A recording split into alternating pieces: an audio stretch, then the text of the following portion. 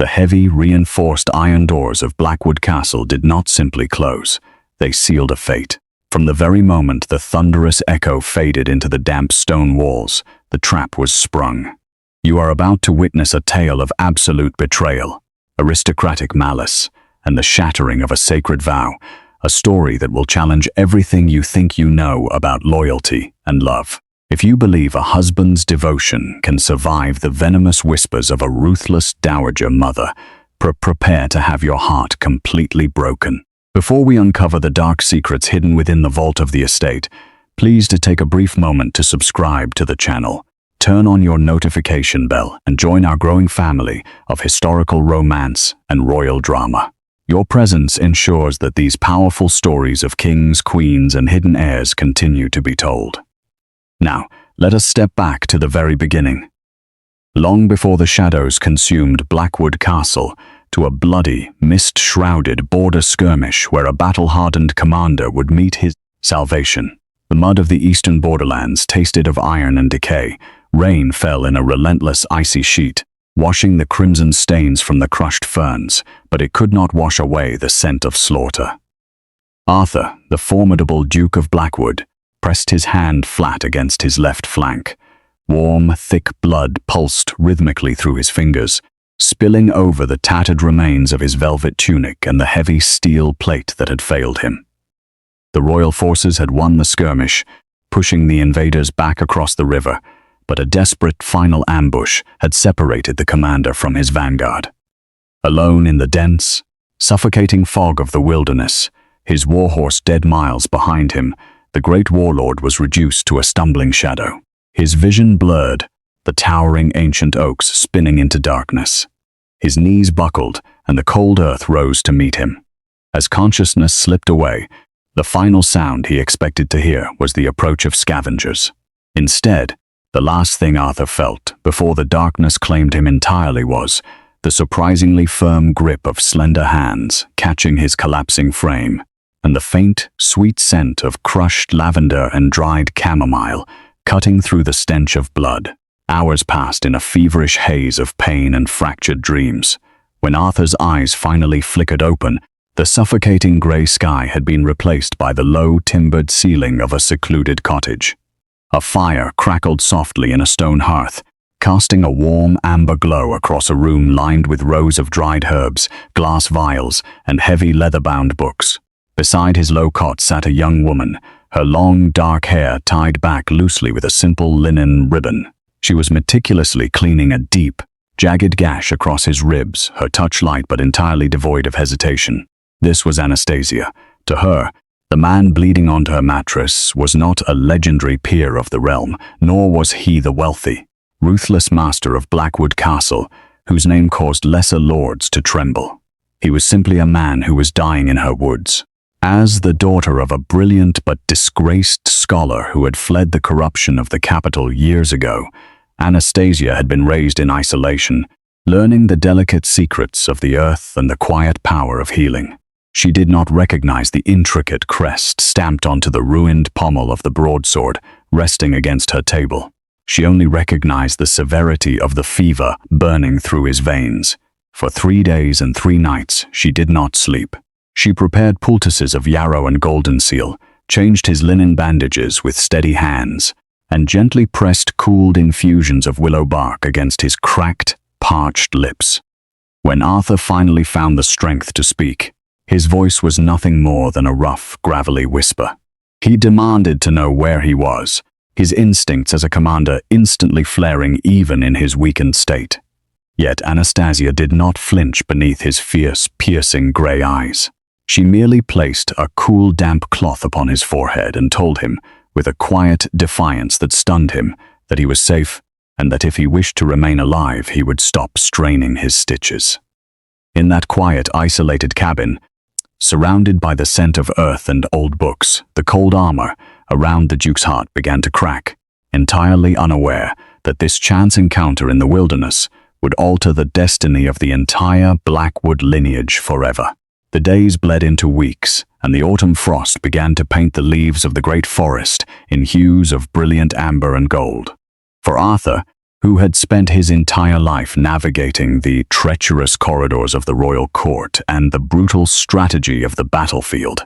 This forced confinement was a completely foreign existence. Yet, as his physical wounds gradually closed under Anastasia's meticulous care, a far deeper shift was occurring within his soul. He was used to women who wore masks. The high-born ladies of the capital were masters of calculated smiles, rehearsed glances, and deceptive flattery, each one seeking only the power, wealth, and influence that came with the Blackwood title. But Anastasia was entirely transparent. She possessed a rare, untouched purity that was neither fragile nor naive. It was grounded in a fierce, quiet intelligence. As Arthur gained enough strength to sit by the hearth, he watched her work. She would carefully translate old, decaying Latin texts left behind by her father, cataloging the medicinal properties of rare roots with a sharp, analytical mind that rivaled any scholar he had met in the king's council. When he spoke to her of history, of philosophy, or of the distant lands he had seen during his campaigns, she did not merely nod in shallow agreement to please him. She challenged his views.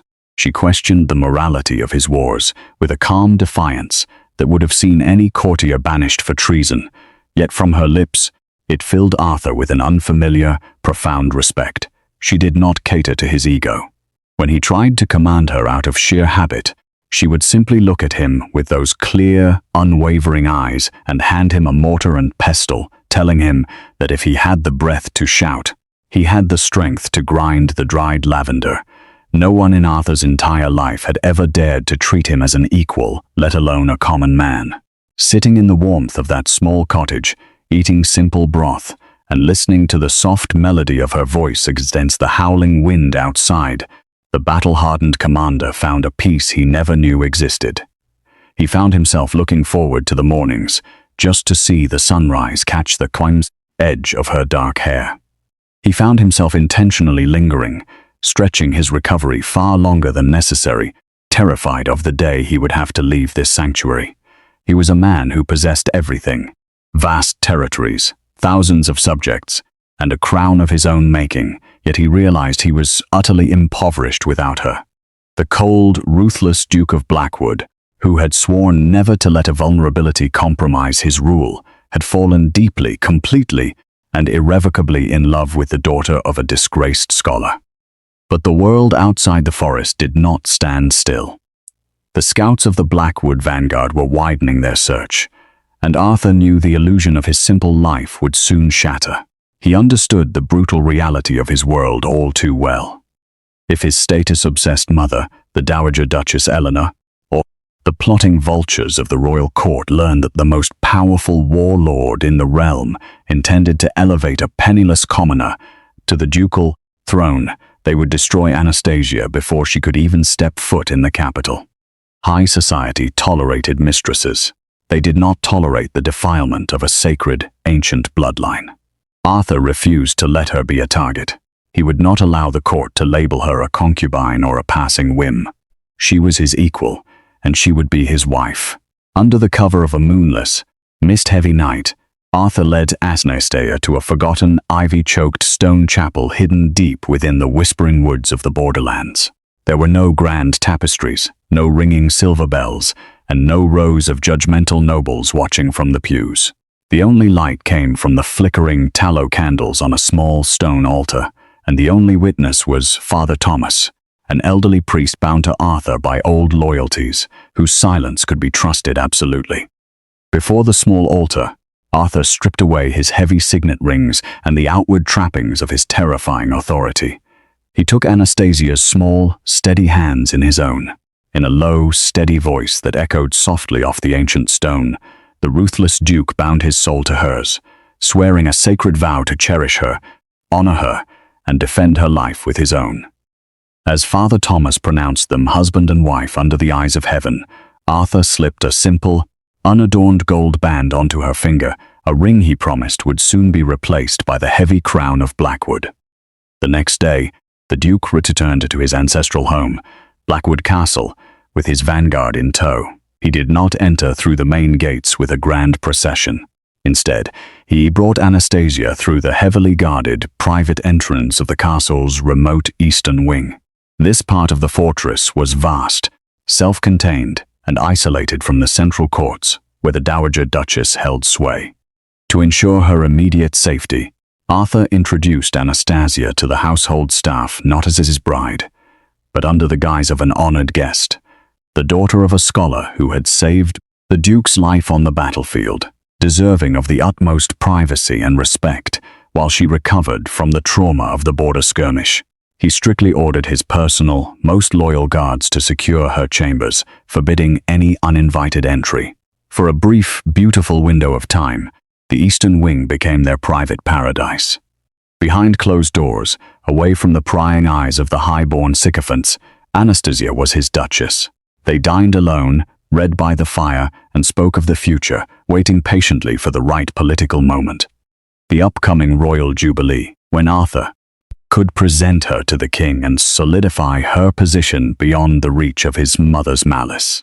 But secrets in a castle as vast as Blackwood are like smoke. They have a way of seeping through the cracks of even the heaviest iron doors. Yet, before those shadows could breach their isolation, that very privacy granted them a fleeting, beautiful season of absolute joy. It was during those quiet, hidden months behind closed doors that Anastasia took Arthur's hand and placed it gently over her stomach. Her eyes were bright, filled with a mixture of profound joy and a quiet underlying anxiety. In a soft whisper that seemed to stop the very rotation of the earth, she revealed her secret. She was carrying his child, the next Blackwood heir. For the first time in his life, the ruthless Duke was rendered entirely speechless. A wave of fierce, consuming tenderness washed over him as he knelt before his wife, pressing his forehead against her abdomen, silently swearing to be a father who would protect this child from the cold cruelties of the world. It was the happiest moment of his existence. But the gods of war are indifferent to the joy of men. The echo of their celebration had barely faded when the heavy wooden doors of the Eastern Wing were violently breached by an imperial messenger. A royal decree, stamped with the king's own crimson wax, was thrust into Arthur's hands. The northern seas were burning. An unprecedented hostile armada had launched a brutal campaign against the kingdom's overseas territories, and the king demanded his most lethal commander. Arthur was ordered to sail immediately to lead a desperate, high-stakes campaign across the ocean. To refuse was treason. To delay meant the ruin of the realm. Panic, cold and sharp, gripped Arthur's chest.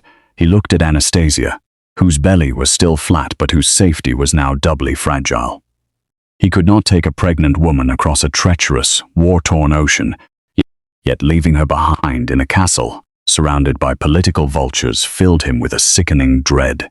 Desperate for a solution and running out of hours, Arthur turned to the only person he believed was bound by blood to protect the family's legacy, his mother, the Dowager Duchess Eleanor.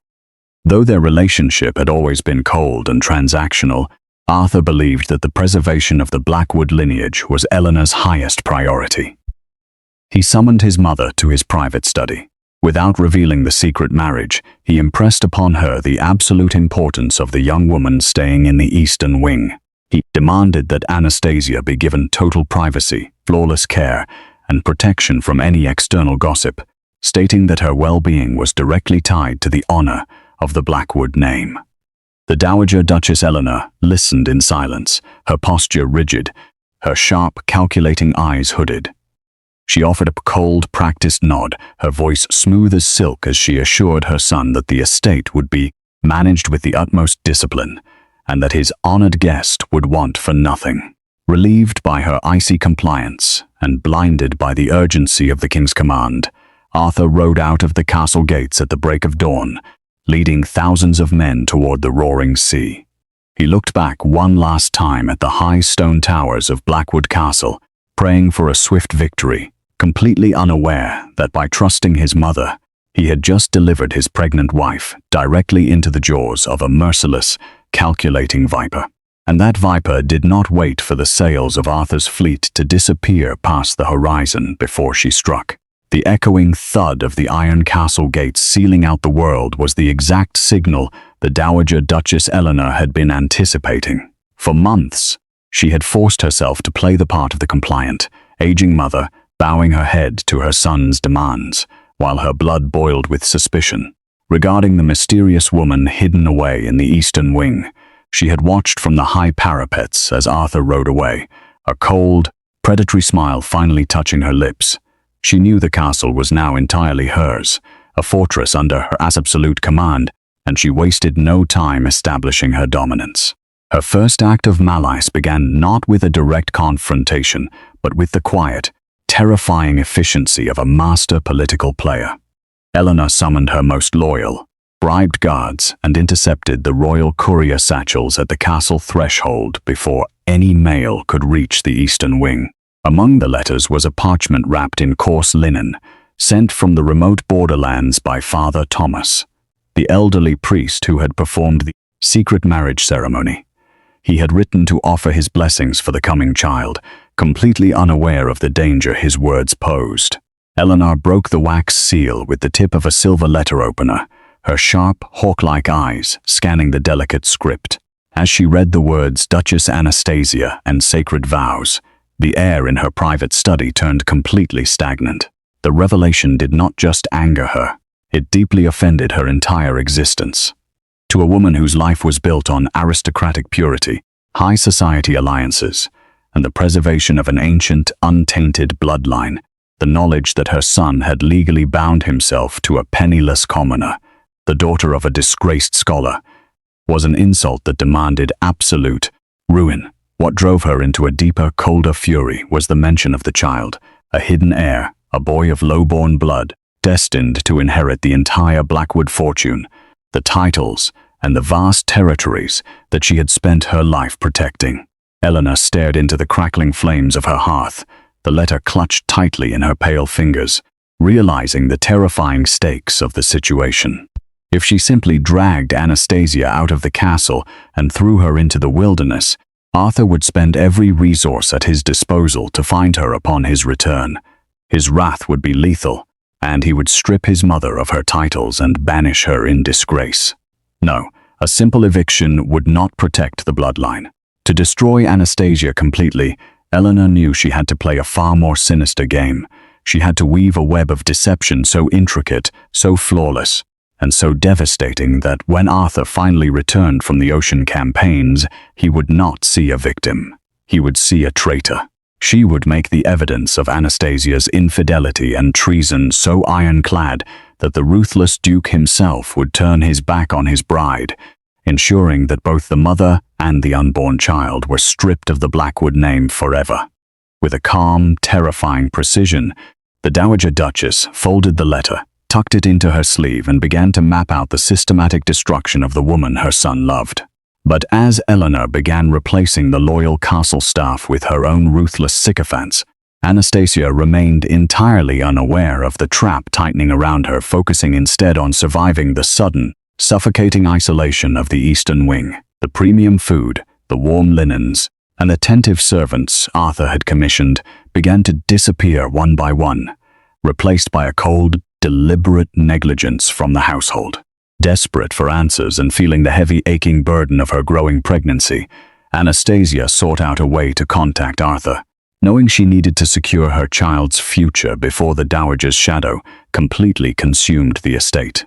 Her search for old records and maps of the estate's courier routes led her deep into the subterranean belly of Blackwood Castle, down into the ancestral vaults where centuries of family history lay buried under dust and silence.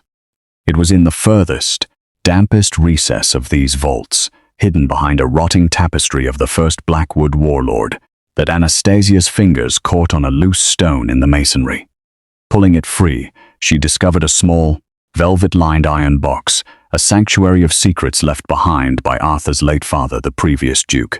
Inside lay a heavy, leather-bound personal ledger, its pages warped by moisture, but filled with the frantic, trembling handwriting of a dying man. As a skilled herbalist, Anastasia's eyes locked onto the meticulous descriptions of the late Duke's final months. He had carefully recorded his daily symptoms, the numbness in his extremities, the sudden, violent respiratory failures, and the distinct metallic taste in his wine. Anastasia's breath hitched in her throat as her medical training connected the dots with horrifying clarity. These were not the signs of a natural illness or a failing heart. The late Duke had been systematically, ruthlessly poisoned over the course of an entire year using microscopic doses of nightshade and silverweed.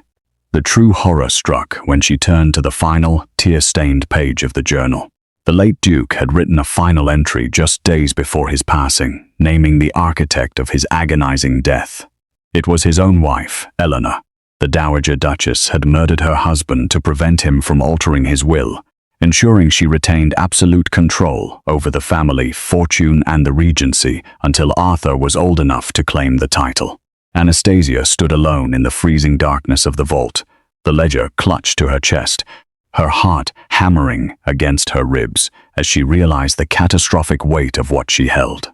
She was not just a commoner who had dirtied a noble bloodline. She was now the sole witness to a horrific dynastic murder, holding the exact evidence that could send the terrifying Dowager Duchess straight to the executioner's gallows. But a secret inn in Blackwood Castle can only remain hidden for so long when the walls themselves seem to report to a single mistress. Anastasia's hasty retreat from the subterranean vaults did not go unnoticed, and the empty space behind the loose masonry told Eleanor everything she needed to know. The moment the Dowager realized that the girl held the power to hang her, the cold cruelty in her heart turned into absolute, survivalist desperation. Knowing she had to move first before Anastasia could find a way to smuggle the ledger out to the king's magistrates, Eleanor unleashed the full, terrifying extent of her wealth and political influence to construct a flawless, inescapable web of treason. She did not seek to hide her past crime.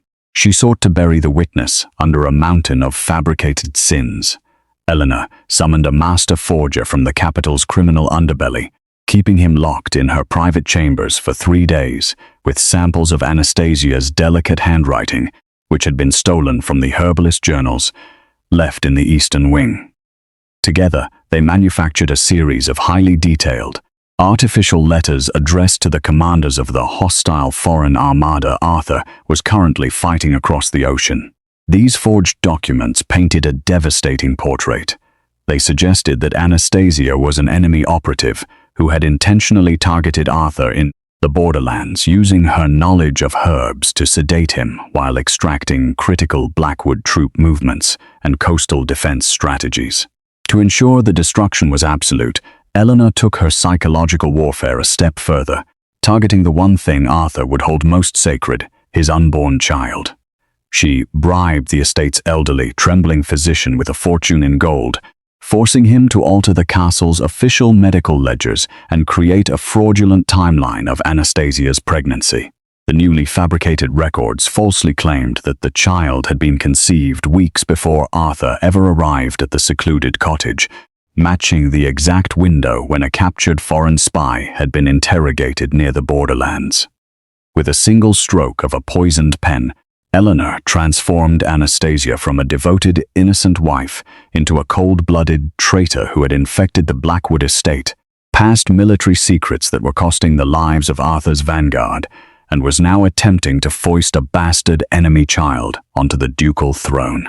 Every single piece of evidence was aged, sealed with forged insignia, and laid out like an iron-clad trap, waiting for the precise moment the victorious Duke would step back into his ancestral halls. And the next phase of this nightmare required that the trap remain completely hidden until that exact moment, meaning Anastasia could not be allowed to disappear or die prematurely. The implementation of this living tomb began that very evening, a brutal transition that shattered any remaining illusion of safety Anastasia possessed in the Eastern Wing. The heavy iron keys scraped violently against the lock of her bedchamber door, and before she could even rise from her chair, 3 of Eleanor's newly hired mercenaries burst into the room.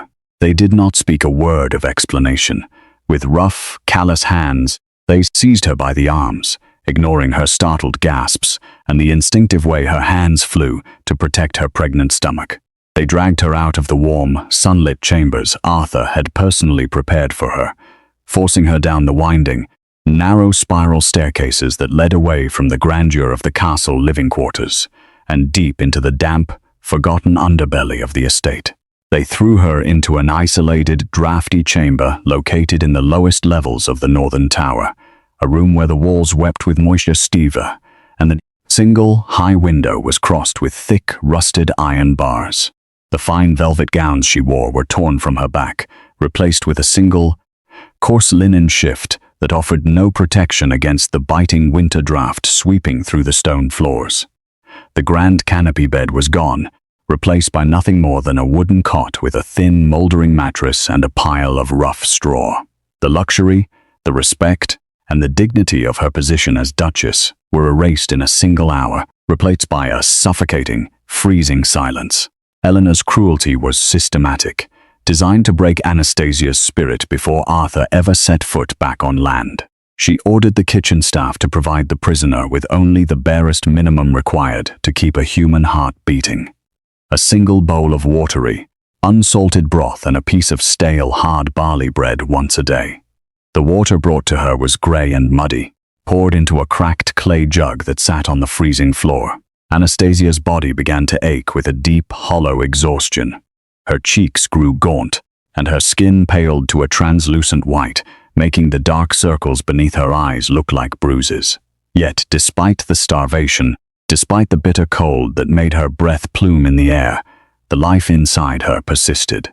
Her pregnant belly grew more pronounced against the thin fabric of her shift, a constant physical reminder of the stakes she was fighting for. Whenever the ache in her bones became too much to bear, she would curl on her side upon the straw, pressing her hands against her stomach, whispering to her unborn child that they must survive, that Arthur would return and that the truth would set them free. But the psychological torment inflicted by the Dowager Duchess was far worse than the physical deprivation. The guards Eleanor placed outside the heavy oak door were hand-picked for their malice. Every time Anastasia tried to speak, every time she begged them to send word to the king's magistrates, or to check on the validity of her marriage, they answered only with cruel taunts and mocking laughter. They had been thoroughly brainwashed by Eleanor's lies, told that the woman inside was a deceptive, low-born whore who had used witchcraft and herbs to sedate their duke while trading the lives of his soldiers to the enemy. When she pleaded for the safety of the baby, the guards would spit on the stone floor, calling her child an enemy bastard who would never see the light of day. They told her stories of the war across the ocean, false stories designed to break her mind, claiming that Arthur's fleet had been decimated, or that the Duke had taken a noble foreign princess to his bed and had forgotten all about the commoner he left behind in the woods. On a night when the winter wind howled like a dying beast through the iron bars of the window, the heavy wooden door creaked open and the Dowager Duchess Eleanor stepped into the cell. She did not bring a torch. She stood in the amber glow of the guard's lantern, her exquisite silk skirts pulled tight around her ankles to prevent them from touching the filthy floor. She looked down at Anastasia with an expression of supreme aristocratic detachment, as if she were looking at a stray animal that had crawled into her home to die. Anastasia, using every ounce of her remaining strength, dragged herself up against the damp wall, her voice trembling but defiant. "He will know," she whispered, her eyes burning with a fierce, unbroken light. "Arthur knows my heart. He knows this child is his. When he returns, your lies will crumble, Eleanor. He will find the ledger.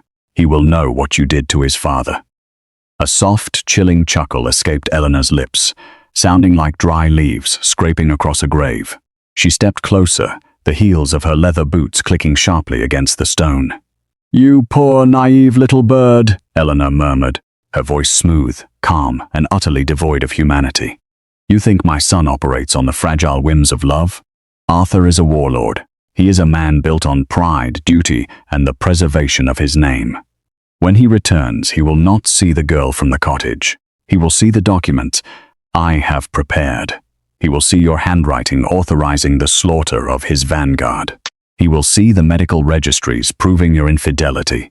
The evidence is so perfect, so flawless, that his own mind will turn against you." The Dowager leaned down, her cold breath brushing against Anastasia's cheek. "I could have slipped poison into your tea weeks ago, child. It would have been so simple, but a dead woman leaves questions. A dead woman leaves a lingering doubt in a husband's heart. No, I want you alive. I want you breathing, pale, and broken when he steps through those castle gates. I want him to look upon your guilt himself. I want to see the exact moment his love turns into icy, murderous hatred. He will be the one to strip you of your titles. He will be the one to sign the decree of your banishment. He will cast you and your bastard out into the snow with his own hands, and you will die in the wilderness, forgotten by history, while I remain the undisputed matriarch of Blackwood. Rest well, Duchess. Your husband's sails have been spotted on the horizon. The execution of your world begins tomorrow. With that final, devastating declaration, Eleanor turned and swept out of the cell, the heavy oak door slamming shut with a sound that echoed through the lower corridors like a death knell. The lock clicked into place, plunging Anastasia back into the freezing, pitch-black darkness, her heart hammering against her ribs as she realized that the trap had finally, completely closed. And outside that dark cell, the wheels of fate were turning with an agonizing, unstoppable momentum as the promised sails finally anchored in the northern harbor. It had been 6 long, grueling months since Arthur had left the shores of his homeland. He had faced down an unprecedented armada, led his vanguard through blood-soaked waters, and secured a brilliant, definitive victory for the crown. But the triumphs of war meant absolutely nothing to him now. Throughout every sleepless night on the command ship, through the roar of cannons and the screams of dying men, his mind had remained anchored to a single enduring image: Anastasia's face, her soft voice, and the memory of her hand resting against her stomach, holding the future of his lineage. He had ridden ahead of his main army, pushing his warhorse to the absolute limit for 3 days without sleep, entirely consumed by a desperate burning need to see his wife, to hold his child, and to finally declare her as the rightful Duchess of Blackwood before the entire realm. By the time the exhausted commander finally crossed the threshold of his territories, the midnight air had grown thick with a suffocating, freezing fog.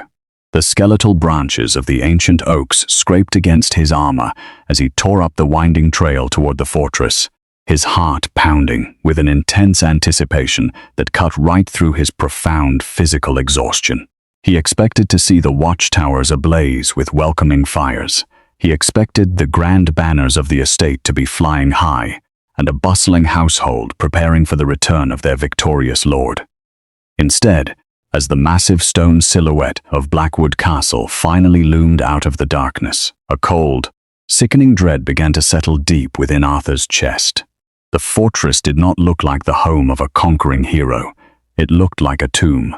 There were no torches lining the high stone ramparts, no sentries shouting greetings from the battlements, and no signs of life shifting behind the towering walls.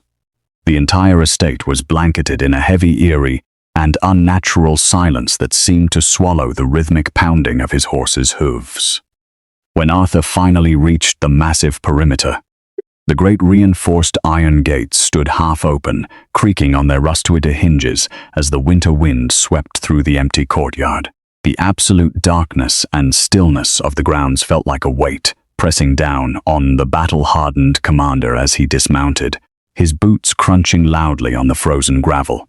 He didn't wait for a stable boy or a guard to greet him. Leaving his exhausted mount behind, Arthur drew his heavy cloak around his shoulders and strode toward the main entrance, his hand instinctively resting on the pommel of his broadsword. As he threw open the massive oak doors of the central hall, the interior of the castle offered no comfort. The grand hearth, which usually roared with a welcoming fire, was nothing but a pile of cold grey ash. The long tapestries hung like shrouds in the shadows, and the vast corridors echoed with only the hollow sound of his own footsteps. "Anastasia?" Arthur's voice tore through the heavy silence, a rough, gravelly sound filled with a rising panic that he had never felt on any battlefield. There was no response, no soft footsteps rushing down the grand staircase, no warmth, and no sign of the vibrant life he had left behind. The absolute stillness of the castle felt like a physical hand squeezing his throat, telling him with terrifying clarity that the sanctuary he had built in his absence had been completely, violently undone. He began to sprint toward the eastern wing, his heavy armor clanking against the stone walls, completely unaware that the silence was entirely calculated, a theatrical prelude designed by his mother to maximize the devastating impact of the trap that was about to spring. Arthur's boots pounded against the stone as he reached the threshold of the eastern wing, but before he could cross into their private sanctuary, a single candle flickered to life at the end of the long corridor. Emerging from the shadows like a ghost from a graveyard was the Dowager Duchess Eleanor. She wore a gown of heavy, mourning black, her posture rigid, her sharp eyes veiled in a mask of profound, calculated grief. She did not rush to embrace her son, nor did she congratulate him on his historic victory over the foreign armada. Instead, she stood perfectly still, her hands clasped tightly in front of her, letting out a heavy, trembling sigh that chilled the exhausted commander to his very bones. "You are too late, Arthur," Eleanor whispered, her voice cracking with a theatrical sorrow so perfect it would have deceived the saints. "The viper has already bit, and the venom has spread through the very foundations of our house." Panic, hot and volatile, flared in Arthur's chest. He stepped forward, his hand still gripping his broadsword, his voice dropping into a dangerous low growl. "Where is my wife, Eleanor? Where is Anastasia? If you have harmed a single hair on her head—" "Your wife," Eleanor interrupted, her voice suddenly hardening, shifting from sorrow to a sharp, aristocratic outrage. "You mean the operative who targeted you in the borderlands? The traitor who has been trading the blood of your vanguard for foreign gold?" Before Arthur could choke out a response, before his mind could even process the absurdity of the accusation, Eleanor stepped backward into the Grand Council chamber and through the heavy doors, wide open. Laid out across the long mahogany table, illuminated by the harsh, flickering glare of a dozen tallow candles, was the trap she had spent 6 months constructing. Arthur strode into the room, his breath coming in ragged gasps as his mother began to systematically present the psychologically devastating, iron-clad evidence. With a steady, pale hand, Eleanor pushed forward the first stack of papers, the forged letters addressed to the enemy admirals. Arthur's heart stopped. He snatched the parchment, his eyes scanning the elegant, delicate script.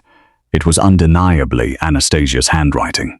The letters detailed exact troop numbers, the precise vulnerabilities of the coastal defenses, and the secret naval routes that Arthur had utilized during his campaign.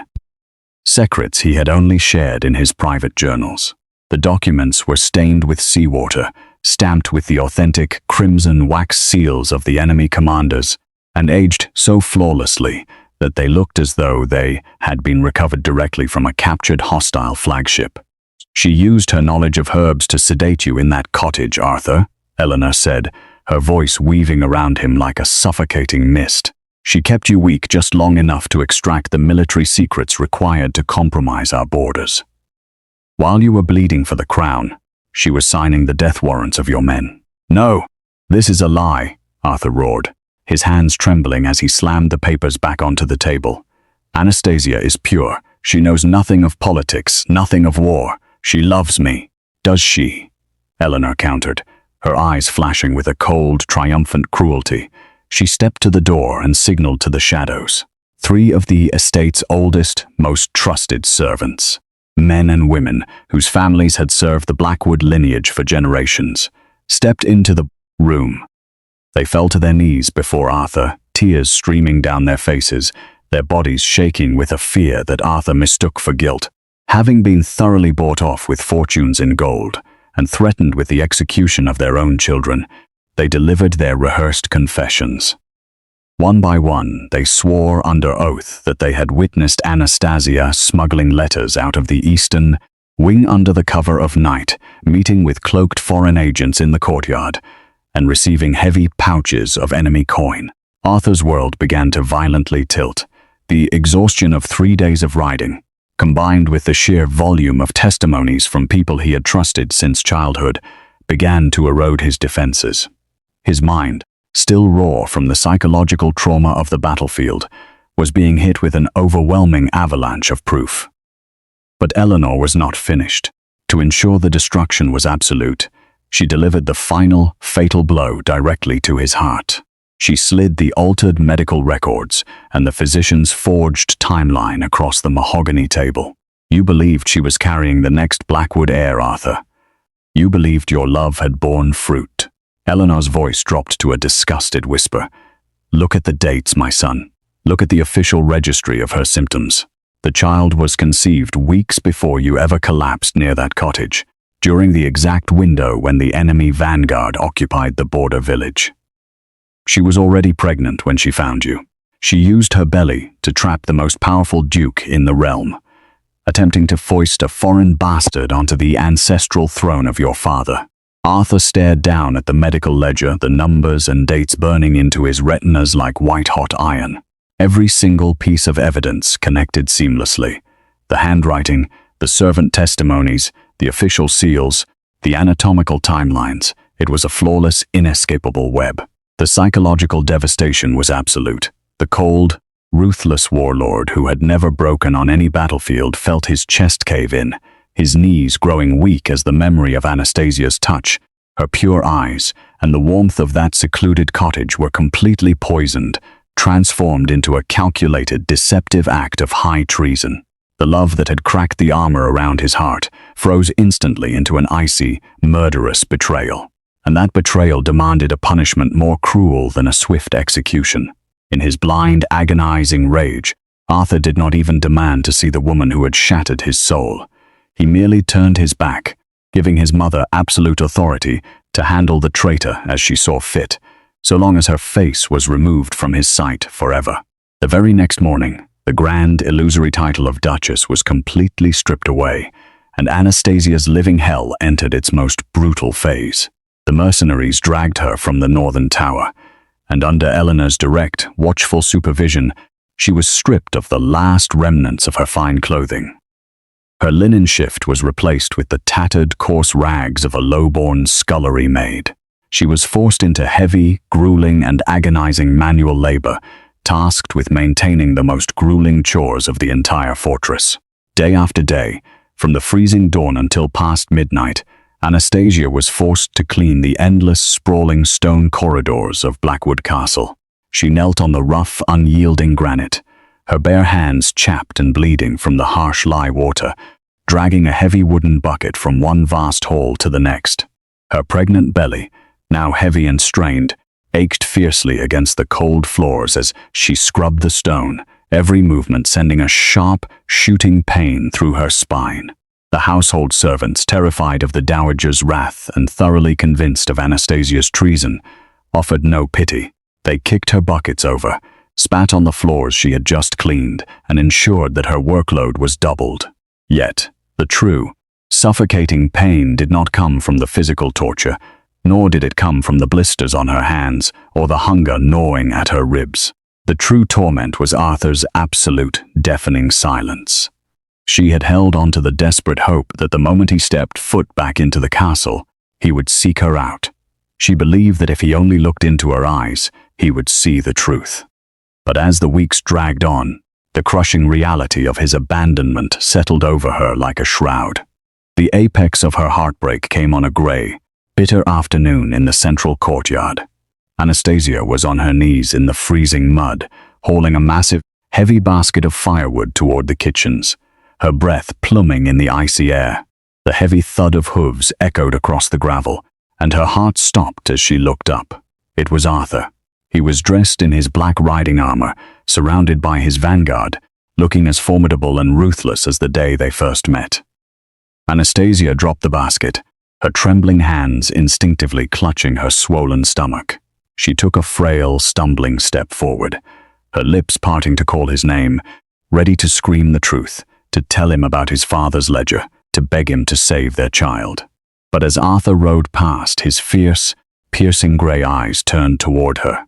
He didn't flinch, he didn't rage. He looked right through her, his gaze utterly blank, cold, and detached, as if she were nothing more than a ghost haunting the castle grounds, or a piece of filth beneath his horse's hooves. The man who had held her by the hearth, the husband who had sworn a sacred vow to defend her life with his own, had completely erased her from his heart. The rejection was psychologically paralyzing. A profound, Weeping despair threatened to consume her right there in the dirt. It would have been so easy to give up, to let the winter cold take her, or to reveal the secret ledger and let the castle burn in the crossfire. But as she watched his retreating figure, a sharp, distinct flutter moved beneath her ribs. The child. Anastasia bit her lip until it bled, forcing the sob back into her chest. She realized with terrifying clarity that she could not fight Eleanor's vipers yet. If she angered the Dowager now, or if she forced a confrontation before she was strong enough, Eleanor would ensure the child never breathed. She had to endure. She had to swallow the agonizing labor, the freezing floors, and the devastating weight of Arthur's hatred in absolute tight-lipped silence. Every drop of sweat, every tear scraped from her eyes as onto the stone, was a price she was willing to pay to protect the innocent Blackwood heir, growing within her womb, waiting for the day the truth would finally tear through the darkness. And the ultimate test of that endurance arrived on the wings of a brutal, unyielding blizzard that completely cut the castle off from the rest of the world. The wind howled through the battlements like a chorus of the damned, rattling the high, barred windows and driving the temperature inside the stone walls down to a freezing, merciless chill. It was in the dead of this terrifying night, while huddled on her thin mattress of rotting straw in the isolated northern tower, that a sharp, agonizing pain ripped through Anastasia's abdomen, causing her to cry out into the dark. Her body, broken down by months of starvation, freezing temperatures, and back-breaking labor, could no longer hold the burden. She was going into labor, weeks before her time, completely alone in the freezing dark. Clutching her swollen stomach as another violent contraction racked her fragile frame, Anastasia dragged herself toward the heavy oak door, hammering her bloodless knuckles against the wood, her voice raw as she begged for help. For hours, her cries were swallowed by the roaring gale outside, until the heavy iron bolt finally slid back with a cold, echoing screech. But there was no mercy waiting for her on the other side. Stepping into the cell was Martha, an elderly, sharp-featured servant whose absolute loyalty had been bought by the Dowager Duchess's gold long ago. Martha did not bring warm linens, boiled water, or words of comfort. She carried only a single, guttering tallow candle that cast long, monstrous shadows across the damp masonry, and her face was frozen in a sneer of utter disgust. She kicked Anastasia's trembling hand away from the threshold, slamming the door shut behind her and locking them both inside the freezing tomb. "Save your breath, girl," Martha hissed, her voice as sharp and cold as the icicles hanging from the eaves. "No one is coming for you. The Duke is in the Grand Hall, drinking to his victories, and the Dowager has strictly forbidden any midwives from setting foot in this tower. If that bastard inside you wants to enter the world, it will do so in the dirt where it belongs." The absolute cruelty of the words struck Anastasia harder than any physical blow, but a sudden, overwhelming wave of pain cut her scream short. She collapsed back onto the coarse straw, her body shaking violently from both the freezing draft sweeping across the floor and the sheer intensity of the premature labor. Anastasia had spent her life studying the art of healing, translating ancient texts about childbirth, and helping the women of her village deliver their babies with care and dignity. Yet now, when her own life and the life of Arthur's child hung in the balance, she was denied the very basic comforts she had so freely given to others. Martha stood over her like a vulture, her arms crossed tightly over her chest, refusing to lift a finger to ease the agony. When Anastasia, sweating despite the freezing cold, begged for a cup of water to moisten her parched throat, Martha simply kicked the clay jug over, letting the meager supply freeze against the stone floor. When Anastasia cried out for a blanket to shield the coming infant from the biting frost, the old woman merely laughed, telling her that a traitor's spawn deserved nothing but a shroud. Anastasia realized with a terrifying finality that Martha was not there to help her deliver. She was there to watch her die. The Dowager Eleanor was counting on the harsh winter storm and the complications of a premature birth to do what she hadn't dared to do openly, to bury both the mother and the true heir in a silent, unmarked grave before the morning sun could rise. As another contraction ripped through her, threatening to pull her into the dark void of unconsciousness, Anastasia bit her lip until the copper taste of blood filled her mouth. She looked up at the cruel, unmoving servant, and then down at her stomach, a fierce primal defiance flaring to life within her failing body. She could not rely on the household, she could not rely on the husband who had turned his back on her, and she certainly could not rely on the viper watching from the doorway. If her child was to survive this night, she would have to pull him from the jaws of death with her own bare hands. And while Anastasia fought for the heir's very breath in the freezing heights of the northern tower, a different kind of storm was raging in the central wing of the castle. The celebration in the grand hall had long since died down, leaving behind an oppressive, suffocating quiet. Arthur sat alone in the private study that had once belonged to his late father. A massive fire roared in the hearth, but it could not pierce the absolute ice that had settled into his chest. For months, he had tried to force himself to feel the righteous fury of a betrayed husband, to look upon the forged letters and the servant testimonies and feel nothing but hatred for the girl from the woods. But his soul refused to cooperate. Every time he closed his eyes, he did not see a calculating traitor. He saw the pure, gentle woman who had held him by the hearth, and he felt a lingering, agonizing torment that no amount of wine or military victory could drown. Restless, his mind fracturing under the weight of his own unyielding grief, Arthur began to pace the floor of the dimly lit room. He ran a heavy, calloused hand over the dark mahogany furniture, his gaze falling upon his father's old, massive writing desk. It was an antique piece, heavy with the scent of aged leather and ink, a relic of a time before the Blackwood name had been dragged into this mire of deceit. Drawn by a sudden, inexplicable urge to feel close to the man who had guided him before the madness of the Regency, Arthur pulled open the deep drawers, running his fingers along the dark wood of the interior frame.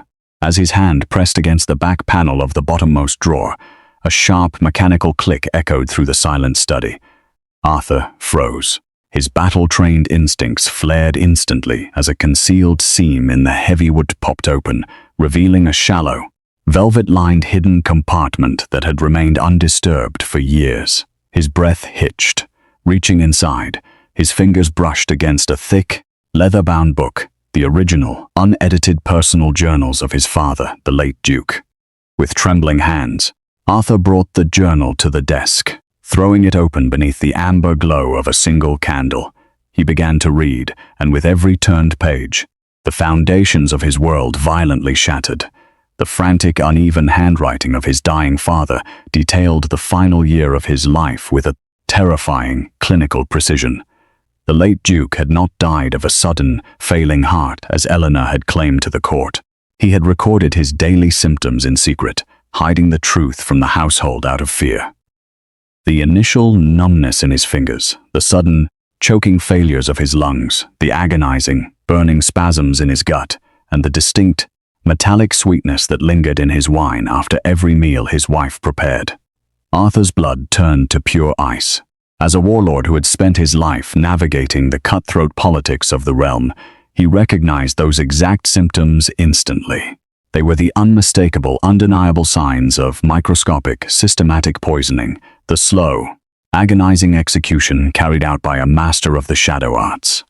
And on the final, tear-stained page of the ledger, written just days before his breath was cut short forever, his father had penned a final, devastating confirmation. It is Eleanor. She seeks the regency. She seeks total control of the fortune, and she will kill anyone who stands in her way. God save my son from the viper in his own bed. Arthur stared at the ink, the horrific truth piercing through the psychological fog his mother had trapped him in for months. The realization hit him like a physical blow to the chest, forcing the air from his lungs. His mother was a murderer. She had slaughtered his father to seize the Blackwood throne, and if she was capable of executing the Duke of the realm, then the elaborate, iron-clad web of treason she had spun against Anastasia was not a discovery of guilt. It was a calculated, demonic fabrication designed to destroy the only woman who had ever threatened her absolute control. The servant confessions, the intercepted letters, the altered medical timelines. It was all a lie, a massive orchestrated plot to force him to abandon his own bride. In that terrifying, transcendent moment, the veil of hatred fell from Arthur's eyes, and the true horror of what he had done by turning his back on his pregnant wife crashed down upon his soul, igniting a primal white-hot rage that threatened to burn Blackwood Castle to the ground. As the devastating truth settled into his marrow, Arthur's mind, honed by years of battlefield tactics, began to piece together the fragments of the past 6 months with a terrifying, flawless clarity. He stared at the dates in his father's hidden journal, then looked at the forged medical ledgers Eleanor had used to poison his mind. The timeline matched perfectly. His mother had systematically executed the late Duke to secure her regency, and the moment Anastasia had entered the castle, she had stumbled into the Viper's den. Eleanor hadn't discovered a traitor. She had created one to bury a witness and protect her stolen empire. A choked, agonizing roar escaped Arthur's throat, a sound of pure betrayal and suffocating guilt. He had left his pure, innocent wife, the woman carrying his flesh and blood, in the hands of a cold-blooded assassin. He had looked right through her in the courtyard. He had allowed her to be degraded, starved, and broken. He did not waste a single heartbeat. Clutching his father's journal in his fist, Arthur stormed out of the study, his heavy black armor clanking like a death knell through the silent corridors. He didn't go to his mother's chambers. Not yet. He knew the Dowager would never break under confrontation. Instead, he sought out the weak link in Eleanor's armor, her personal maid, a woman who had sat in the shadows of the Dowager's schemes for decades.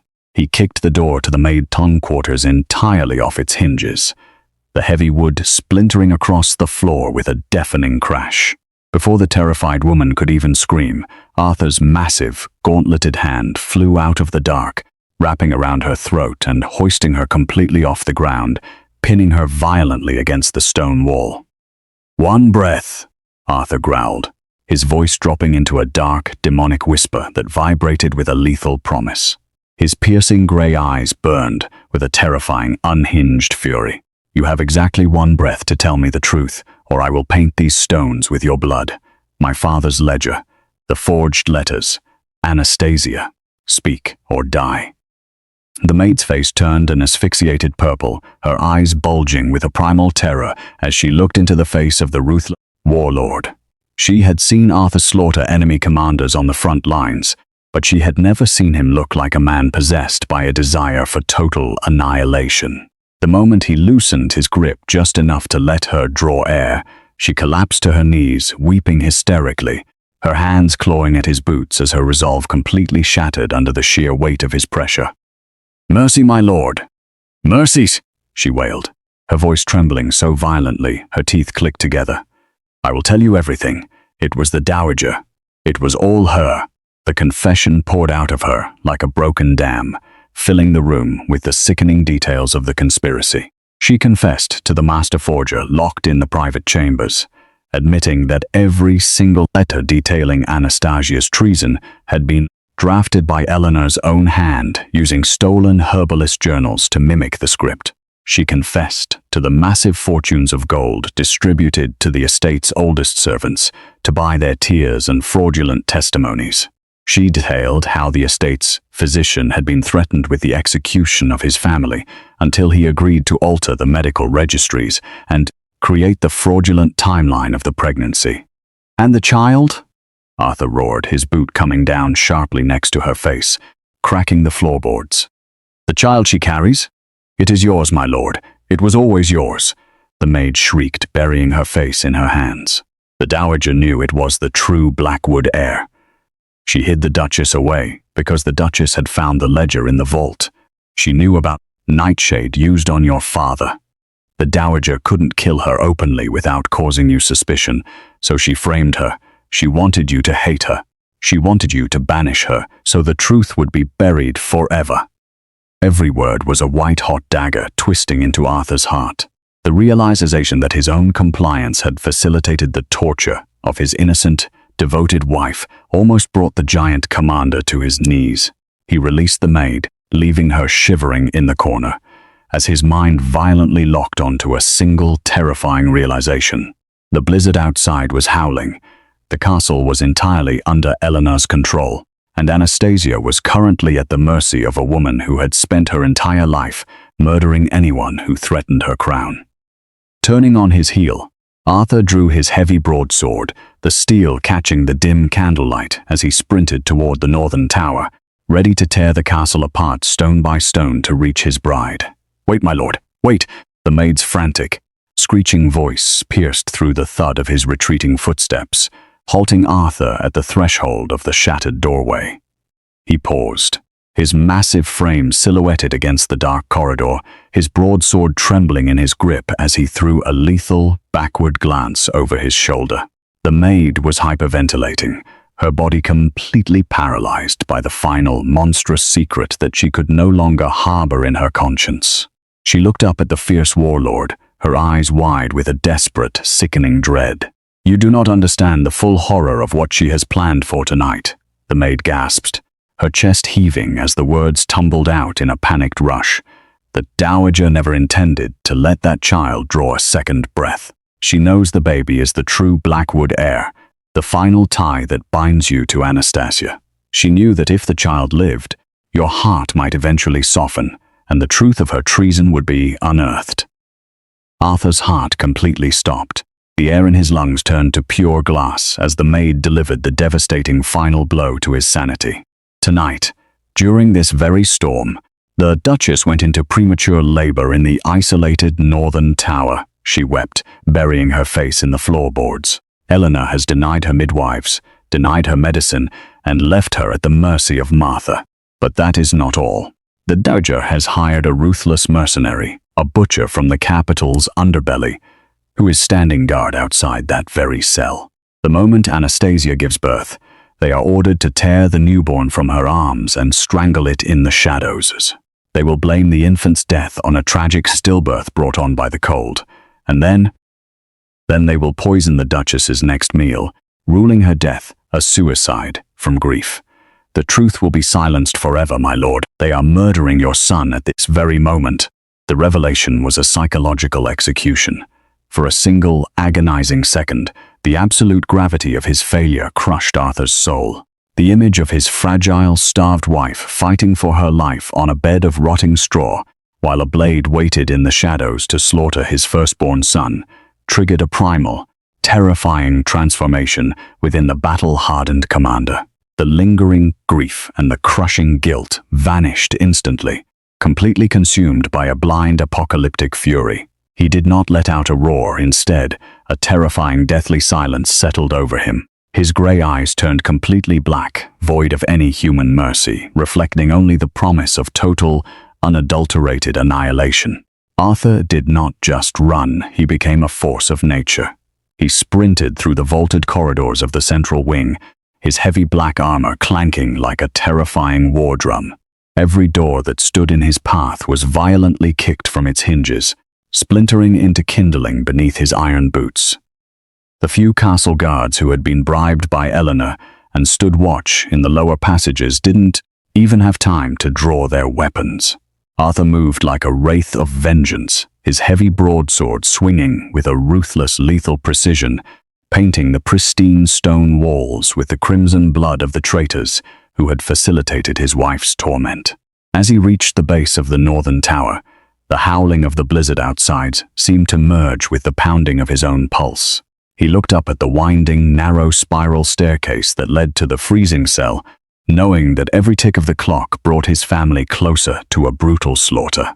With his sword dripping with the blood of his enemies, and his mind locked onto a single desperate prayer for his wife and child, the ruthless Duke of Blackwood began his ascent into the tower, ready to unleash hell itself upon anyone who stood between him and his family. The narrow, winding spiral staircase of the northern tower felt like an endless gauntlet of stone, the freezing draft screaming down from the parapets as if warning him that time had already run out. Arthur took the steps 3 at a time, the heavy iron of his boots cracking against the masonry, his breath plumbing in the dark like the exhaust of a dying forge. The apocalyptic fury that drove him left no room for hesitation, no room for exhaustion. Every agonizing second he had spent believing his mother's lies flashed before his eyes, fueling a monstrous, silent rage that transformed the battle-hardened commander into a specter of pure annihilation. When he reached the summit of the tower, the heavy oak door of the isolated cell stood cracked open, a sliver of weak amber lantern light cutting through the pitch-black corridor. Inside, the final horror was unfolding exactly as the maid had foretold. Anastasia lay collapsed on the bed of rotting straw, bleeding, completely translucent, and shivering violently from the bone-chilling cold. She had beaten the odds. She had survived the premature labor. Through sheer, primal willpower, her hands still trembling as they reached out into the empty air. But she had been entirely overpowered. Martha, the cruel servant, stood in the corner with a look of twisted satisfaction, while a massive, scarred mercenary, the butcher hired by the Dowager, held a tiny crying newborn by the ankles, his thick fingers already moving toward the infant's fragile throat to fulfill Eleanor's murderous decree. "No, please, take my life instead."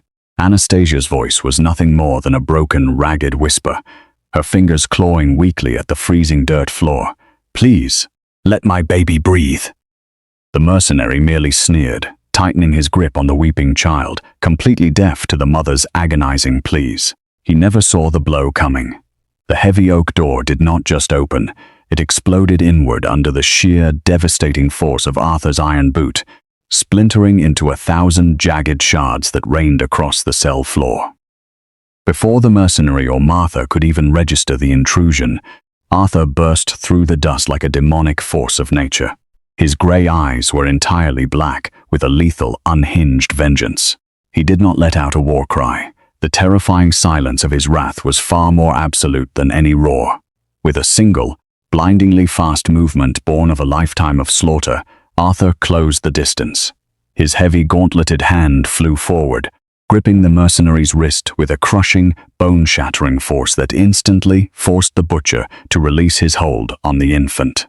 In the exact same breath, Arthur's left arm swept underneath the falling newborn, catching his tiny, crying son with a miraculous, instinctive gentleness that contrasted entirely with the violence of his frame. The mercenary screamed in agony as the bones in his wrist turned to powder beneath Arthur's grip, but the scream was cut violently short. Using the pommel of his massive broadsword, Arthur struck the butcher squarely in the jaw, the devastating impact sending the massive man crashing backward against the stone wall. Before the assassin could even attempt to draw a weapon, Arthur's heavy blade flashed through the amber lantern light with a precise, cold-blooded finality. The threat was eliminated instantly, the mercenary's lifeless body slumping into the straw, his blood staining the very floor where he had intended to commit an infanticide. Martha let out a sharp, horrified shriek, her knees buckling as she collapsed into the corner, clawing at the wall in a desperate attempt to escape the gaze of the ruthless Duke. But Arthur did not look at her. The world around him had narrowed down to a single sacred space. Holding his weeping, newborn son tightly against the cold steel of his chest armor, Arthur dropped to his knees in the freezing dirt before his wife. He looked down at Anastasia's hollow, pale face, the sheer magnitude of his guilt and love breaking through the icy armor of his fury.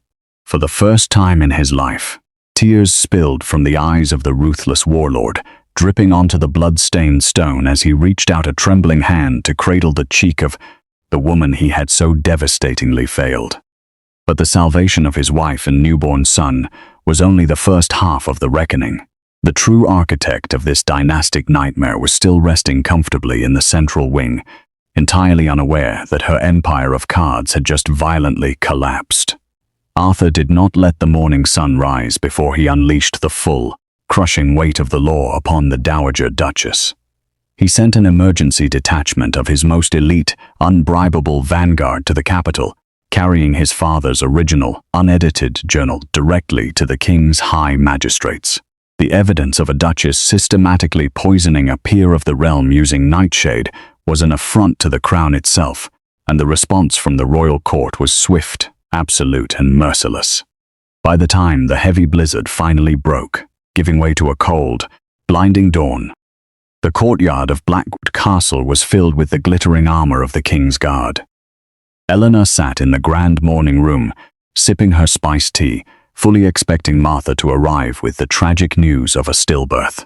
Instead, the heavy double doors were violently thrown open by the royal commander, followed closely by Arthur.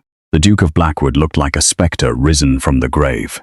His armor was still caked with the dried blood of the mercenary, and his piercing grey eyes were fixed on his mother, with an icy, detached hatred that made her breath catch in her throat. "Eleanor of the House of Blackwood," the king's commander announced, his voice echoing through the vaulted ceiling as two heavily armed royal guards stepped forward with thick iron shackles. "By order of His Majesty the King, you are under arrest for the high treasonous murder of your late husband, the Duke of Blackwood." The dowager's teacup shattered against the marble floor, the dark liquid pooling around her fine silk skirts like the poison she had used so many years ago. She bolted to her feet, her aristocratic composure fracturing into a panicked, desperate rage.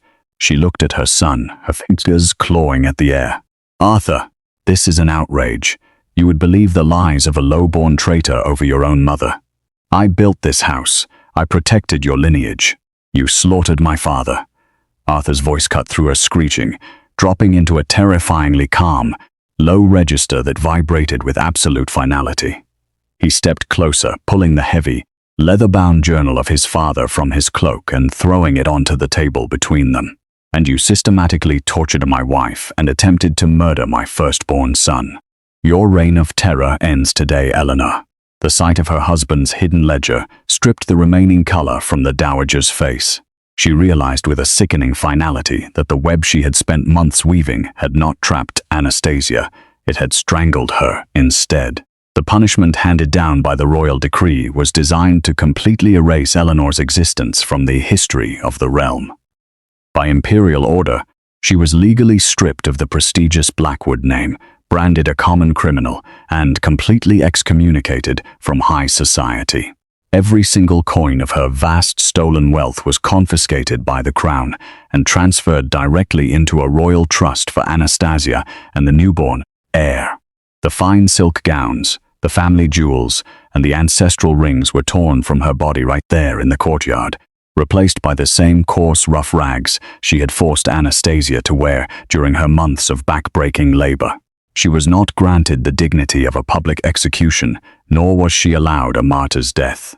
Instead, the king's guard dragged the weeping, screaming woman away from the estate, condemning her to spend the rest of her natural days in the deepest, darkest, and most forgotten subterranean dungeon of the capital's fortress.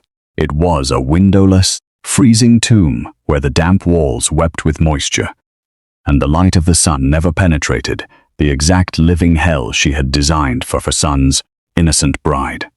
As the heavy iron gates of the castle sealed his mother out forever, Arthur turned his back on the shadow of her crimes and walked away from the courtyard. The terrifying, apocalyptic fury that had driven him through the night was entirely gone, replaced by a hollow, aching exhaustion and a guilt so heavy it felt like a physical weight crushing his chest. Every step he took back up the winding stone stairs of the northern tower felt like a walk toward his own execution. He had banished the monsters outside, but the true reckoning was waiting for him within the quiet walls of the cell. He pushed the shattered oak door open with a gentle, trembling touch, stepping softly into the drafty room. The cold, harsh light of dawn was now filtering through the high iron bars, illuminating the horrific reality of what his compliance had allowed. Anastasia lay in the center of the cot, her fragile frame wrapped in a clean, thick fur blanket that the loyal vanguard had rushed to provide. Her face was as pale as marble, her eyes closed in deep, hollow exhaustion, but tucked safely against her bare chest, wrapped in warm flannels, was their newborn son, his tiny chest rising and falling in rhythmic, peaceful breaths, a miraculous survivor of the winter storm. The sight broke the battle-hardened commander completely. Arthur's knees buckled, and he dropped heavily into the freezing dirt beside the bed. The proud, ruthless Duke of Blackwood, a warlord who had never bowed his head to any enemy, collapsed into a posture of total surrender. He reached out a trembling, calloused hand, his fingers hovering for a terrifying moment over Anastasia's, before he gently cupped her frail, blistered hand in his own. With a choked, agonizing sob that tore from the deepest recesses of his soul, Arthur pressed his face into her palms. The copper smell of the mercenary's blood was still faint on his armor, but the touch of her skin was pure, and it burned him with a profound, suffocating shame. He wept openly, his broad shoulders shaking violently as the tears spilled over his cheeks, soaking into the rough linen of her sleeves. "I am sorry. I am so desperately sorry," Arthur whispered, his voice cracking. A ragged sound filled with an unyielding torment. He kept his face buried in her hands, unable to look upon the gaunt lines of her face, unable to face the magnitude of his failure. "I let them take you. I looked right through you in the courtyard. I let her poison my mind, and I left you in the dark to suffer alone. I don't deserve your mercy, Anastasia. I don't deserve to look at our son. I am a monster for what I did to you." He begged for a forgiveness he knew he had no right to ask for, his words tumbling out in a frantic, weeping prayer. He would have gladly traded every victory across the ocean, every title he possessed, and every drop of his own blood just to erase the memory of the coldness he had shown her. He knelt there in the quiet dawn, a broken king at the feet of the woman who had endured hell to protect his lineage, waiting in absolute, agonizing suspense for her to either cast him away or allow him a path toward redemption. Anastasia's eyelids fluttered open at the sound of his weeping, her dark eyes reflecting the weak, pale light of the winter morning. She looked down at the powerful commander, brought low at her bedside, his broad shoulders shaking with an agony that mirrored the physical torment she had endured for months. For a long, silent moment, the only sound in the freezing cell was the gentle, rhythmic breathing of the newborn infant resting against her heart. Slowly, deliberately, Anastasia withdrew her hand from Arthur's grasp. The absence of her warmth hit him so hard, forcing him to finally lift his head and meet her gaze. There was no fiery anger in her eyes, no explosive rage or bitter condemnation. Instead, there was only a profound, echoing sorrow that cut far deeper than any blade. With a frail but determined effort, she shifted her weight, using both arms to cradle her newborn son tightly against her chest, shielding him from the cold metal of Arthur's armor. "I will not leave Blackwood," Anastasia said, her voice incredibly soft, yet carrying an iron finality that silenced the room. "Our son is the true rightful heir to this duchy. For the sake of his name, his protection, and his future, I will step into the light.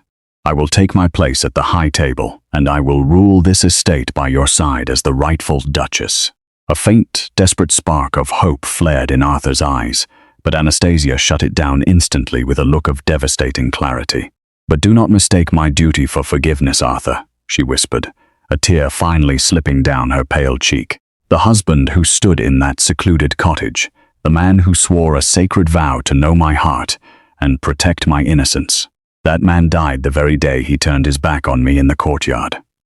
You chose to believe a mountain of engineered lies over the truth of my character. You looked right through me when I was bleeding in the dirt." She looked down at the beautiful, sleeping face of their child, her expression hardening into a serene, untouchable dignity. "We will share a castle, and we will raise this boy to be an honorable leader. But the love we once held is buried under the stone floors of this tower. You have saved our lives today, Duke Blackwood, and for that I am grateful.